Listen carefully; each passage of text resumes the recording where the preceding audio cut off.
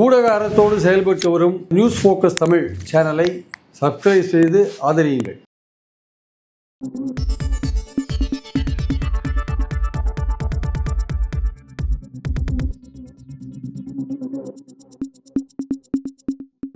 வணக்கம்.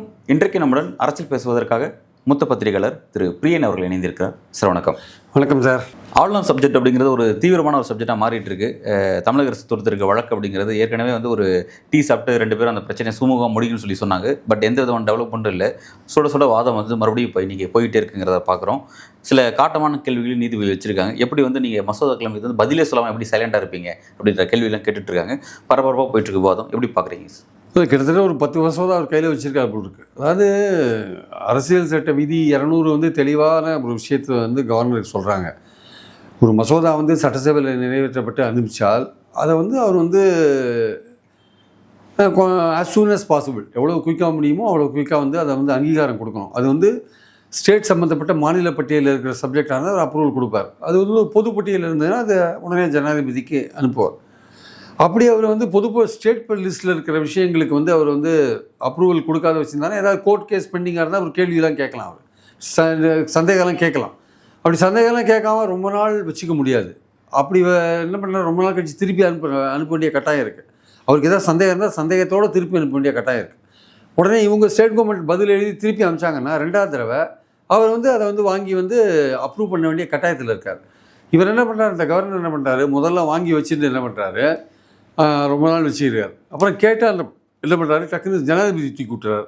ஜனாதிபதி அதை விஷயம் என்ன பண்ணுவாங்க, அதே நீதிபதி கேட்டிருக்காங்க. இது ஜனாதிபதி அமைச்சா அவரோட அவங்க குப்பத்தொட்டில் போட்டு உட்காந்துருவாங்க. அவங்களுக்கு என்ன இதில் இருக்குது, இது ஒரு எஸ்கேபிசம் தப்பித்தல் மனோபாவம். இது ஆக்சுவலாக நீங்கள் நடவடிக்கை எடுக்கணும். நீங்கள் இங்கே திருப்பி அமைச்சிங்கன்னா மறுபடியும் அனுப்புவாங்கன்ட்டு ஜனாதிபதி தூக்கி விட்டுறது. இது ஏதோ சந்தேகம் இருக்குன்ற மாதிரி ஏதோ ஒன்று வச்சு ஜனாதிபதிக்கு அனுப்பிச்சி விட்டுறது. இந்த மாதிரி விஷயத்தை கையாண்டு என்ன பண்ணுறாரு, திருப்பி அனுப்புறதில்ல. 2வது தடவை அமைச்ச மசோதாவையும் பாஸ் பண்ணுறது கிடையாது. அது தூக்கி மறுபடியும் ஜனாதிபதிக்கு அனுப்புறது. இந்த மாதிரி கிட்டத்தட்ட இந்த பல்கலைக்கழகம் சம்மந்தப்பட்ட விஷயங்கள்லாம் ஒரு 10 மசோதாக்கு மேலே கையில் வச்சுருக்காரு சார் அவர். அதில் அவருடைய பவரை பிடுங்குற மாதிரியான 1-2 மசோதாவும் இருக்குது. அதாவது ஸ்டேட் கவர்மெண்ட்டே வைஸ் சான்சலரை நியமிக்கிறதுக்கான நடவடிக்கைகள் எடுக்கிற மாதிரியான விஷயங்களும் அதில் இருக்குது. ஸோ அந்த மாதிரி இருக்கும் பொழுது இவர் என்ன பண்ணுறாரு, அதை யூஜிசியோட டைரக்ஷன் நடுவில் வருது. அதில் சர்ச் கமிட்டி ஒரு 3 பேரை சஜஸ்ட் பண்ணுறதுக்கான கமிட்டியில் யூஜிசி ரெப்ரசன்டேட்டிவ் ஒருத்தர், யூனிவர்சிட்டி ரெப்ரசன்டேட்டிவ் ஒருத்தர், கவர்னர் ரெப்ரசன்டேட்டிவ் ஒருத்தரான், அப்புறம் ஸ்டேட் கவர்மெண்ட் ரெப்ரசன்டேட்டிவ் ஒருத்தர். அப்படின்னு பார்த்தீங்கன்னா கவர்னரோட ஆளுங்க 3 பேர் வந்துடுறாங்க. அப்புறம் அதில் எப்படி அதில் நியாயம் இருக்க முடியும் அதில் ஆக்சுவலாக ஸோ ஏற்கனவே தமிழ்நாடு கவர்மெண்ட் யூனிவர்சிட்டி, தமிழ்நாட்டில் இருக்கிற யூனிவர்சிட்டி, அரசாங்கத்தோட பல்கலைக்கழகங்கள் இருக்கு இல்லையா, அதில் இருக்கிற ரூல்ஸ் எல்லாம் என்னென்னு பார்த்தீங்கன்னா அதெல்லாம் லெஜிஸ்லேச்சரில் அப்ரூவ் பண்ணி என்னென்ன சர்ச் கமிட்டி போடணும், எப்படி போடணுன்ற ஒரு விஷயத்தை இதில் ஏற்கனவே வரையறுக்கப்பட்ட ஒரு விஷயம். மாநில அரசு சார்பாக ஒருத்தர், யூனிவர்சிட்டி சிண்டிகேட் சார்பாக ஒருத்தர், கவர்னரோட ரெப்ரசன்டேட்டிவ் 3 பேர். அந்த 3 பேர் இப்போ புதுசாக யூஜிசி ஆளை சேர்க்கணும். யூஜிசிக்கு எஜுகேஷனோட தரத்தை நிர்ணயிக்கிறதுக்கான உரிமைகள் இருக்குது, அந்த வழிகாட்டுதல் இருக்கே தவிர மற்றபடி வைஸ் சான்சலரோட இதில் ரெக்ரூட்மெண்ட்டில் அவங்களுக்கு என்ன அதிகாரம் இருக்க முடியும்? பல்கலைக்கழகத்தை நடத்துறது மாநில அரசு நடத்துது, இல்லை ஒன்று மத்திய அரசு நடத்துது. மாநில அரசு நடத்துகிற பல்கலைக்கழகத்தில் இன்னும் வைஸ் சான்சலர் தேர்ந்தெடுக்கிறதுக்கான உரிமை மாநில அரசுக்கு தான் இருக்குது. அதனால் அந்த குழுவை போட்டு அவங்க பண்ணுறாங்க. ஆனால் அல்டிமேட்டாக ஒரு அப்ரூவல் கொடுக்கறது மட்டுமே சான்சலர் என்கிற கவர்னர். அது தேவையில்லாமல் அந்த விஷயத்தை அவர் சான்சலராக வச்சுருக்காங்க. அவர் வைக்க வேண்டிய அவசியமே கிடையாது. அவர் சான்சலர் பதவியிலையும் தூக்கலாம். அவர் கவர்னராக இருக்கிறதுனால தான் சான்சலராக இருக்கார். இந்த மாதிரி இந்த விஷயங்கள் ஆதி காலத்துலேருந்தே வச்சுருக்காங்க. அவங்க எல்லாமே ஒரு நல்ல மனிதர்கள் வருவார்கள், நியாயமாக நடந்து கொள்வார்கள் என்ற எண்ணத்தில் இதெல்லாம் பண்ணாங்க சார் அந்த காலத்தில் அரேஞ்ச்மெண்ட்டு. இந்த மாதிரியான ஆர்.என். ரவி மாதிரி ஆளுங்க வருவாங்கன்னு யாருக்கு தெரியும்? இவ்வளோ இந்த மாதிரி ஆளுங்கள்லாம் வரும்போது, அதுவும் அரசியல் ரீதியாக செயல்படுற ஒரு ஆளுங்க வரும்போது, மத்திய அரசோட பின்புலத்தின் பேரில் இங்கே இருக்கிற கவர்மெண்ட்டை டிஸ்டர்ப் பண்ணணும், தொந்தரவுப்படுத்தணும்னு ஒரு ஆளுநர் வரும்போது நம்ம என்ன பண்ண முடியும்? இல்லாட்டி ஒரு உரையை படிக்காத போவாரா ஒரு ஆளுநர்? தமிழ்த்தாய் வாழ்த்து பாடல, தேசிய கீதம் பாடலன்ட்டு தமிழ்நாட்டு அசம்பிளியோட மரபு தெரியாமல் ஒரு கவர்னர் இங்கே 4 வருஷமாக குப்பை கொட்டின்னு இருக்காரு. அவர் பாடலைன்னு சொல்லிட்டு போயிட்டுருக்காரு. இன்னைக்கு என்ன பேசுகிறார் பிரைம் மினிஸ்டர்? மாநில அரசு தயார் பண்ணுற உரையை படிக்கிற வேலை தான் கவர்னருக்குன்னு சொல்கிறாரு. அது அப்போவும் ஆர்.என். ரவிக்கு அது புத்தியில் ஏறுமா ஏறாதுன்னு நமக்கு தெரியல ஆக்சுவலாக ஸோ இப்படிலாம் இருக்கும்பொழுது அவர் என்ன பண்ணுறாரு, தன்னோட அரசியல் சட்டம் தனக்கு ஆக்சுவலாக பார்த்தீங்கன்னா அரசியல் சட்டம் கவர்னருக்கு எந்த விதமான ஒரு பொறுப்பையும் அரசியல் சட்ட அடிப்படையில் கொடுக்கல. எல்லாமே மாநில சட்டமன்றம் ஏற்ற மசோதாக்கள் அல்லது மாநில முதல்வர் தலைமையில் இருக்கிற கேபினெட் ரெசல்யூஷன்ஸு இதை பேஸ் பண்ணி தான் ஒர்க் பண்ணணும் ஆக்சுவலாக இது அப்ரூவ் பண்ண வேண்டிய வேலை தான் அவருக்கு இருக்குது ஆக்சுவலாக. அவருக்கு வந்து சில பொறுப்புகள் கடமைகள் இருக்கே தவிர அரசியல் சட்டம் எந்த பவரும் அவர் கொடுக்கலன்றது அம்பேத்கர் தெளிவாக வந்து கான்ஸ்டிடியூஷன் அசம்பிளி டிபேட்லேயே சொல்லியிருக்கார். அப்படி சொல்லியிருக்கும்போது அவருக்கு வந்து மக்களால் தேர்ந்தெடுக்கப்படாதவர் சார். அவர் ஒரு ஃபார்மல் அப்ரூவல் ஸ்டேட்டில் வந்து ஒரு எமர்ஜென்சி சுச்சுவேஷன் வரும்பொழுது ஒரு மத்திய அரசோட ரெப்ரஸன்டேட்டிவாக அங்கே இருக்கிறதுனால அந்த கவர்மெண்ட் இங்கே நடத்த வேண்டிய கட்டாயம் இருக்கிறதுனால அவர் அங்கே இருக்கார். அப்போ வந்து அஃபிஷியல்ஸ் வச்சு அவர் கவர்மெண்ட் நடத்துவார், அட்வைசரை போட்டு நடத்துவார், ஆலோசகர்கள் போட்டு நடத்துவார். அதுக்கு தான் அவர் இருக்கார் ஆக்சுவலாக. ஒரு எமர்ஜென்சி ஒரு அன்கான்ஸ்டியூஷனலாக ஒரு விஷயம் இங்கே நடக்குது, இல்லை பெரிய கலாட்டம் நடக்குது, ஒன்றுமே பண்ண முடியல, தடுக்க முடியல, ஏதோ ஒன்று வச்சுக்கோங்க. அப்படி இருக்கும்போது அவர் உள்ள மத்திய அரசு உள்ள வரும் 356. அதுவும் இப்போ வரது கஷ்டமாக இருக்குது. பொம்மை ஜட்ஜ்மெண்ட்டுக்கு அப்புறம் 356 மணிப்பூரில் எவ்வளோ விஷயம் நடக்குது, 356 அங்கே பண்ணுறாங்களா? ஒன்றுமே பண்ணுறதே இல்லையே பாஜக கவர்மெண்ட்டு. அங்கே பண்ணுறதுக்கு ஃபிட்டான ஏரியா ஆனால் பண்ண மாட்டேன்னாங்கன்னா அந்த அளவுக்கு 356 இம்ப்ளிமெண்ட் பண்ணுறது ரொம்ப டஃப்பாக இருக்குது. ஸோ அதனால் கவர்னரை பொறுத்த மட்டும் இந்த மாதிரியான விஷயங்கள் யூஜிசி விஷயத்துலேயும், அதாவது ஸ்டேட் கவர்மெண்ட் போட்ட நோட்டிஃபிகேஷனே செல்லாது அப்படின்னு அனௌன்ஸ் பண்ணுறதுக்கு அவர் ஒரு நோட்டிஃபிகேஷன் விடுறாரு வெளியில். இதெல்லாம் வந்து பேரலல் கவர்மெண்ட் நடத்துறாரு, அதாவது தனி கொடுத்து நடத்துறாரு. தனி கொடுத்து ஆமாம், சூப்பர் சிஎம். இங்கே வந்து செக்ரட்டேரியட் ஒரு சிஎம் இருக்காருன்னா இங்கே ஒரு சூப்பர் சிஎம்மாக வந்து தனி கொடுத்து நடத்தின்னு இருக்கேன். இங்கே அவர் எதை எடுத்தாலும் வந்து அவர் ஒரு தனி விழா நடத்துறாரு. அவர் தனியாக படத்தை விட்டு அவர் பாட்டு ஏதோ அவர் ஒரு செலிப்ரேஷன் பண்ணிட்டு இருக்காரு. அவர் காசி தமிழ் தங்கமத்துக்கு ஆள் சேர்த்துட்டு இருக்காரு. அவர் வந்து ஆர்எஸ்எஸ் ஆளுங்களை கூப்பிட்டு மீட்டிங்கை போட்டுட்டு இருக்காரு. அவர் வந்து வலதுசாரிகளை கூப்பிட்டு மீட்டிங் போட்டுட்டு இருக்காரு. அது இது மாதிரி ஒரு தனி அரசாங்கமே செட் பண்ணிட்டு இருக்காரு. ஐஏஎஸ் கேட்டருக்கு எக்ஸாம் எழுத வரக்கூடிய ஸ்டூடெண்ட்ஸுக்கு ஒரு கிரிட்டிக்கலான பிரச்சனை இல்லை. நீங்கள் எப்படி முடிவு எடுக்கணும்னா ஸ்டேட் கவர்மெண்ட் சொல்றது கேட்கணும், சென்ட்ரல் கவர்மெண்ட் சொல்றது கேட்கணும், சென்ட்ரல் சொல்றது தான் கேட்கணும், ஸ்டேட் சொல்றது கேட்கக்கூடாதுன்னு கிளாஸ் எடுக்கிறாரு அவர். இதெல்லாம் எவ்வளோ ஒரே ஒரு சிவில் சர்வீஸ் மூலமாக வந்தவர் தானே அப்படின்னு சொல்லாமா அவர்? நீங்கள் சட்டம் என்ன சொல்லுதோ அது மாதிரி முடிவெடுங்க அப்படின்னா அந்த சூழ்நிலைக்கு ஏற்ப நீங்கள் மனசாட்சி எப்படி முடிவெடுங்க அப்படின்னு சொன்னால் கூட ஓரளவுக்கு ஒத்துக்கலாம். மத்திய அரசு சொல்கிறதான் கேட்கணும்னு எந்த இதில் இருக்குது? ஆக்சுவலாக மத்திய அரசு தவறாக வழிகாட்ட மாட்டாங்கன்னு எப்படி சொல்ல முடியும்? நீங்கள் மத்திய அரசு இருக்கிற அதிகாரத்தெல்லாம் பிடிங்கிட்டு இருக்காங்க, ஒவ்வொரு அதிகாரமாக பிடிக்கிறாங்க. இப்போ இது வைஸ் சான்சலர் போடுறதுல கூட யூஜிசியோட தலையீடு ஏன் வருதுங்க? அதுக்கு தர்மேந்திர பிரதான் என்ன விளக்கம் கொடுக்குற பார்லிமெண்ட்டில் அப்படின்னா, சில ஸ்டேட்ஸில் வந்து பார்த்தீங்கன்னா அரசியல்வாதிகள் வந்து தங்களோட உதவியாளர்களுக்கும் அவரோட மனைவிகளுக்கும் துணைவேந்தர் பதவியை தார வளர்க்குறாங்க, அதை கண்ட்ரோல் பண்ணுறது தான் இப்படி சட்டத்தை கொண்டு வந்திருக்குன்னு சொல்லிட்டு ஒரு பகிரங்கமாக இப்படி சொல்கிறாரு. இல்லை இதை ரொம்ப ஆச்சரியமாக பார்க்கணும். இப்படி வந்து ஒரு துணைவேந்தர் போஸ்ட்டை ஒரு அரசியல்வாதி வயலேட் பண்ணுறாங்க அப்படின்னா அதை தடுக்கிறதுக்கு இதுதான் சட்டமா? இப்படி தான் வந்து முதல்ல வயலேஷன். ஒரு நிர்வாகத்தில் வந்து பலவிதமான ஊழல்கள், பலவிதமான முறைகேடுகள் எல்லாமே நடக்குங்க. அந்த சிஸ்டத்துக்குள்ளே எல்லாமே நடக்கும். அதெல்லாம் நம்ம அவாய்ட் பண்ணிட்டு அடுத்த கட்டத்துக்கு போகணும். அது நடக்குதுன்றதுக்காக சிஸ்டத்தில் நீங்கள் வந்து இருக்கிற அதிகாரத்தெல்லாம் பிடுங்கினீங்களா? ஸ்டேட் கவர்மெண்ட்டுக்கு இருக்கிற அதிகாரத்தெல்லாம் பிடிக்கிறீங்களா? மாநில அரசு தான் வந்து பல்கலைக்கழகங்களை 13 பல்கலைக்கழகம் நடத்திட்டு இருக்கு.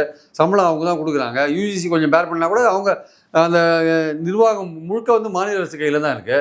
அந்த கட்டடங்களை நிர்வாகம் பண்ணுறதோ இல்லை வந்து ஆசிரியர்களுக்கு வந்து சேலரி கொடுக்குறதோ, இந்த மாதிரி பல விஷயங்கள் கொஞ்சம் யூஜிசி எய்டோட கொஞ்சம் இருக்கலாம், இல்லைன்னு சொல்ல வரல. ஸோ அதோட நிர்வாகம் வந்து மாநில அரசு கையில் இருக்கும்போது வைஸ் சான்சலரோட தேர்வில் வந்து மாநில அரசுக்கு வந்து பொறுப்பு இல்லை நீங்கள் எப்படி சொல்ல முடியும்? நீங்கள் அப்போ இந்த மாதிரி முறைகேடு நடக்குதுன்றதுக்காக அதிகாரத்தை பிடிங்கிடுவீங்களா? அப்படி பார்த்தா நாங்கள் பல விதமான விஷயங்கள் நடக்க தான் செய்யும். உங்கள் சென்ட்ரல் கவர்மெண்ட்டில் வந்து எதுவுமே எல்லாமே நல்லா போயிட்டுருக்கா? ஏதோ ஒரு டிபார்ட்மெண்ட்டில் பிரச்சனை ஓடுது, அதுக்கு வந்து நாங்கள் வந்து உங்கள்கிட்ட அந்த அதிகாரத்தை பிடிங்கலாமா? அந்த ஊழலை தடுக்கிறதுக்கான விஷயங்களை பண்ணணுமே தவிர அந்த ஊழல் நடக்குதுன்றதுக்காக அதிகாரத்தை பிடுங்கிறது எந்த விதத்தில் கரெக்டாக இருக்க முடியும்? அது சரியான அணுகுமுறை கிடையாது. ஸோ இந்த கவர்னர் வந்து கிட்டத்தட்ட பார்த்தீங்கன்னா எல்லா விதத்துலையும், அதாவது மசோதாவை அப்ரூவ் பண்ணுறதுலையும் அரசியல் சட்டப்படி நடக்கிறது கிடையாது, 200 படி நடக்கிறது கிடையாது. அதே மாதிரி அசம்பிளியில் வந்து அவர் வந்து உரை நிகழ்த்துறதும் வந்து அரசாங்கத்தோட உரையை நிகழ்த்துறது கிடையாது. பல வார்த்தைகளை எடுத்துகிட்டு பேசுகிறாரு. அப்புறம் பார்த்தீங்கன்னா எக்ஸ்ட்ராவாக போயிட்டு என்ன பண்ணுறாரு, இங்கே இருக்கிற லோக்கல் பாலிட்டிக்ஸில் இப்போ பாலிட்டிஷியன் பேசுகிற மாதிரி திராவிட ஆட்சியில் ஒன்றுமே நடக்கிறதில்ல, எல்லாமே நடக்கிறதில்ல, அது நடக்கிறதில்ல, இது நடக்கிறதில்ல, இது ரொம்ப மோசமாக இருக்குதுன்னு பல விஷயங்களை இங்கே கவர்மெண்ட்டே விமர்சனம் பண்ணுறாரு. ஒரு பக்கத்தில் பார்த்தா வந்து சென்னை வந்து ரொம்ப முக்கியமான இடம், இங்கே வந்து எல்லாம் பெண்களுக்கு பாதுகாப்பு இருக்குது, மணிப்பூர்லேருந்து நார்த் ஈஸ்ட்லாம் வந்து இங்கே தான் படிக்கிறாங்கன்னு அது வேறு சொல்கிறாரு. ஒரு பக்கம் பார்த்தா பாதுகாப்பே இல்லைன்றாரு. சமயத்தில் அவர் என்ன பேசுகிறாரு, எது பேசுகிறாருன்னு அவருக்கே தெரியல. அவரே குழம்பியிருக்கார். ஆக்சுவலாக வந்து மொத்தத்தில் வந்து அவர் மாநில அரசு ஃபங்க்ஷன் பண்ணக்கூடாது. அதாவது லெஃப்டினன்ட் கவர்னர்ஸ் வந்து பாண்டிச்சேரியிலையும் டெல்லியிலையும் பண்ண அநியாயம் அட்டகாசம் நமக்கெல்லாம் தெரியும் பண்ணுறது. ஆனால் இவர் வந்து ஒரு ஃபுல் ஸ்டேட்ஹுட்டாக இருக்கிற ஒரு மாநிலத்தில் இந்த கவர்னர் இப்படிப்பட்ட ஒரு அநியாயத்தை பண்ணிங்கன்னா அப்போ தேர்ந்தெடுக்கப்பட்ட மக்கள் அரசாங்கத்துக்கு என்ன மதிப்பு இருக்குது ஆக்சுவலாக? அப்போ அது வந்து ஜனநாயகத்தில் வந்து அந்த மக்கள் அரசுக்கு மதிப்பு இல்லை. நான் ஒருத்தன் உட்காந்து எல்லாத்தையும் தீர்மானிப்பேன்னா நீ யாரையா நீ? ஆக்சுவலாக உன்னை யார் தேர்ந்தெடுத்தா?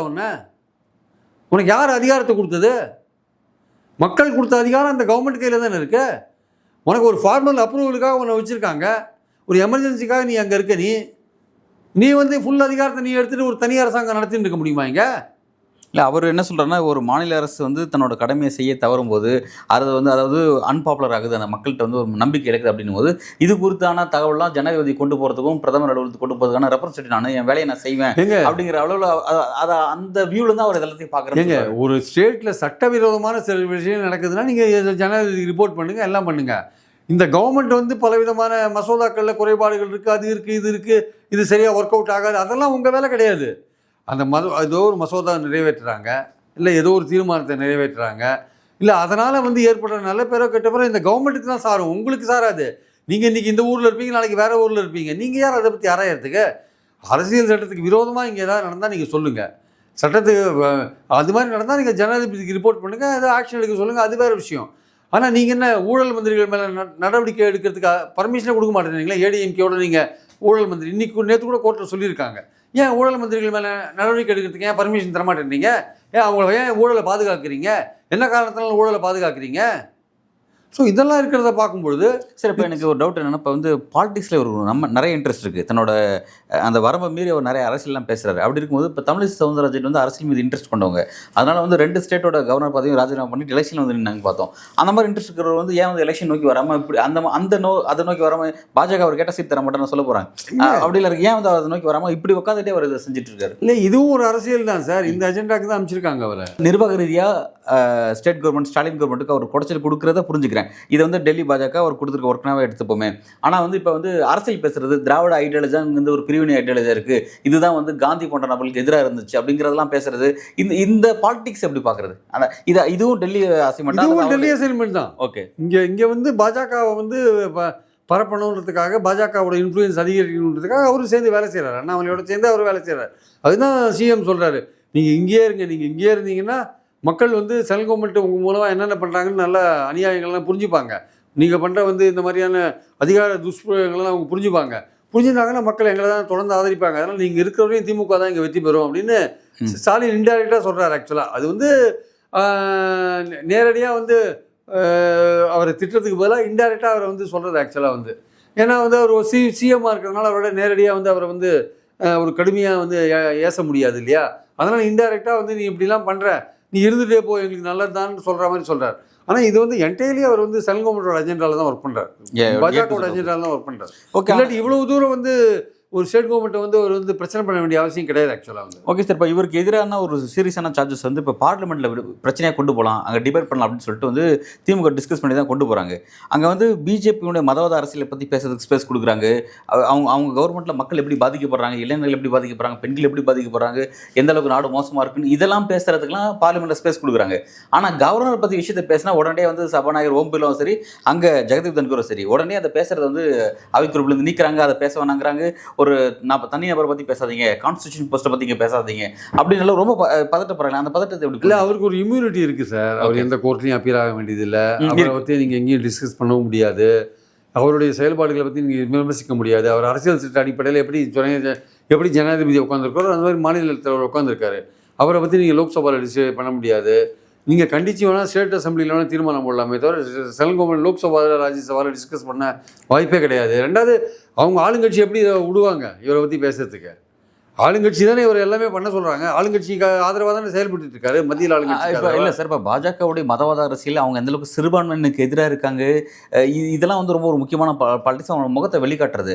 இதெல்லாம் பேசுறதுக்கு பார்லிமெண்ட்டில் ஸ்பேஸ் கொடுக்குறேன், அதெல்லாம் இடம் வருது. இதெல்லாம் நீங்கள் தவிர்க்க முடியாது. ஆனால் அது இண்டிவிஜுவல்ஸை பற்றி கிடையாது, கவர்மெண்ட்டோட செயல்பாடுகளை பற்றி பேசுகிறாங்க. நீங்கள் எப்படிலாம் நடந்துக்கிறீங்க, எப்படி மைனாரிட்டி இல்லை பர்டிகுலர் பாஜகவை பற்றின பிரச்சனை, பர்டிகுலர் மோடியை பற்றின பிரச்சனை அப்படிங்கிறது தான் அதெல்லாம் ரெக்கார்ட் ஆகும். இல்லை, அதுக்கெல்லாம் ஸ்பேஸ் இருக்கு. இது ஒரு அரசாங்கத்தை விமர்சிக்கும் போது அவங்களுடைய பாலிசி டுவர்ட்ஸ் மைனாரிட்டியை பற்றி என்ன நினைக்கிறீங்க, நீங்கள் மொழியை பற்றி என்ன பண்ணுறீங்க, அதிகாரத்தை பிடுங்கிறத பற்றி என்ன நினைக்கிறீங்கன்னு அதெல்லாம் விமர்சனம் பண்ணுறாங்க. அதெல்லாம் அலோவ் பண்ண வேண்டிய கட்டாயத்தில் இருக்காங்க. ஆனால் கவர்னரோட செயல்பாடுகள்ன்றது கவர்னர் வந்து அங்கே அவரோட செயல்பாடுகள் நீங்கள் லோக்சபாக்குள்ளே பேச முடியாது, ஏன்னா அவருக்கு பதில் சொல்கிறதுக்கான வாய்ப்பு இல்லைல்ல.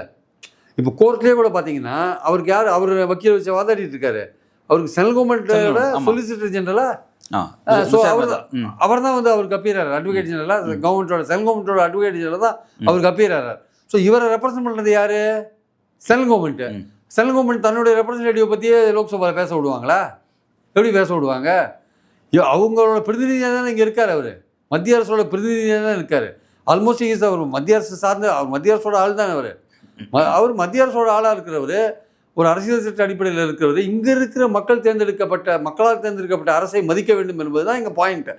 அவங்க தீர்மானங்களை மதிக்காமல், அவங்களோட முடிவுகளை மதிக்காமல் நீங்கள் இஷ்டத்துக்கு ஒரு பேரலல் கவர்மெண்ட் நடத்திட்டு இருக்கீங்கல்ல, அதுதான் இங்கே வந்து விமர்சனத்துக்குள்ளார ஒரு விஷயம். இன்றைக்கி சுப்ரீம் கோர்ட் வரையும் போயிருக்கிற ஒரு விஷயம்.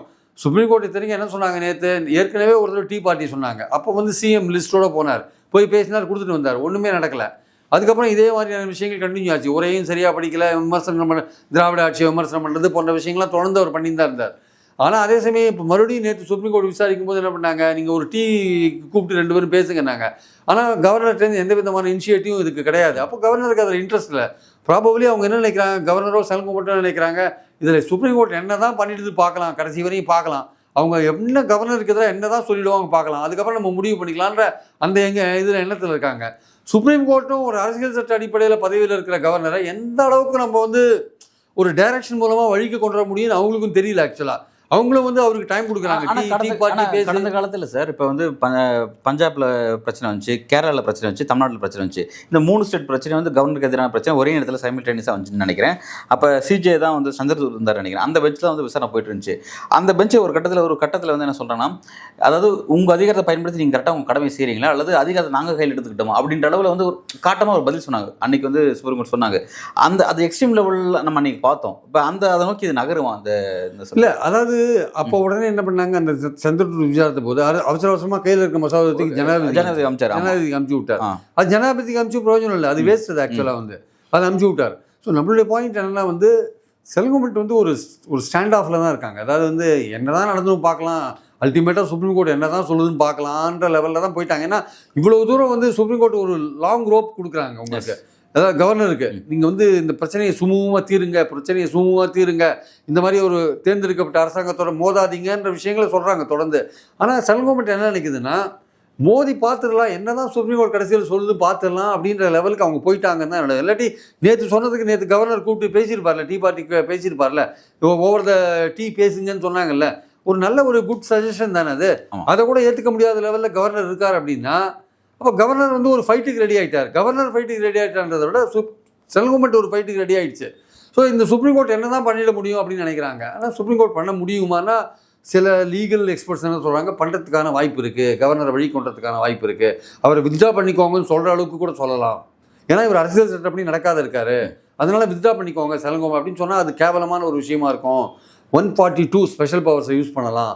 சுப்ரீம் கோர்ட் வந்து தனக்கு முன்னாடி வர எந்த விஷயத்துலையும் ஒரு நீதி வழங்கக்கூடிய கட்டாயம் அதுக்கு இருக்குது. அதுக்கு எக்ஸ்ட்ரீமாக அந்த 142 அவர் பயன்படுத்தக்கூடிய வாய்ப்பு இருக்குது. இது ஒரு முக்கியமான ஒரு சட்டப்பிரிவு.